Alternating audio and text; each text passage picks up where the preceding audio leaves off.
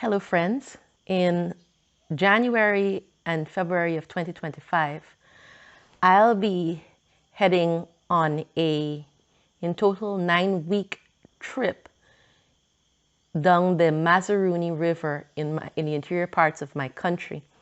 So that's going to be 2 months plus 1 week. We're going to be traveling in by a little engine plane because that's the only way these places are accessible. We're going to be starting in a village by the name of Wax Creek, and we're going to be entering 10 to 11 villages in total. So we're going to be going Wax Creek, Chinawing, Imbamadai, Philippi, Jawala, Kwebenanang, Kako, Arau, Kamarang, Waramadong, and then finally Parima. We're going to be carrying the gospel to these villages. Some of them are very, very remote. The people that live in these villages are indigenous peoples. They have their own way of living. They have challenges very much similar to that of the native Indians in America, but they are altogether very nice people, usually very kind, definitely very talented. When we get into Wax Creek, which is the first village, we are going to be traveling by river in a little kind of boat, burn it out, the inside, and it becomes a boat. But we're going to be traveling from village to village, carrying the gospel, carrying righteousness by faith, carrying the truth that Jesus is about to come and he wants us to give our lives to him. But this is going to be a little bit challenging for me because of the fact that it's so long. And what we're going to be doing is that because it's so long and so many different villages, and the villages don't really have a lot of comforts, for want of a better word, and we're going to be in tents. So I'm going to be largely in a tent for 9 weeks in this coming new year. And I'm going to need a tent, first of all. What they use in these villages usually are outhouses. So that means they're big holes in the ground that have a makeshift shed over it. And it's fine for the day, but in the night, I'm going to need one of those pop-up toilets because those bathrooms are quite some distance from wherever we're going to be camping. I'm going to need a pop-up shower. Usually the people bathe in the creek or in the river. And just for modesty's sake, I would really just like a pop-up shower bathroom.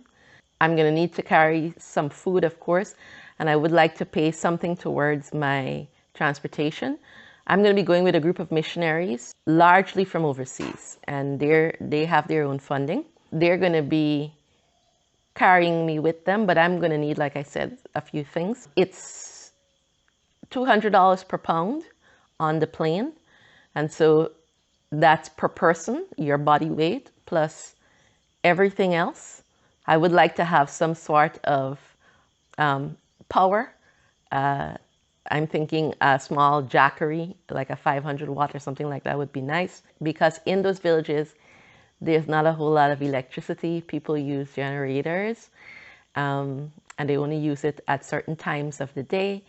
And I'm going to need something in order to charge my tablet, charge my computer in order to do presentations.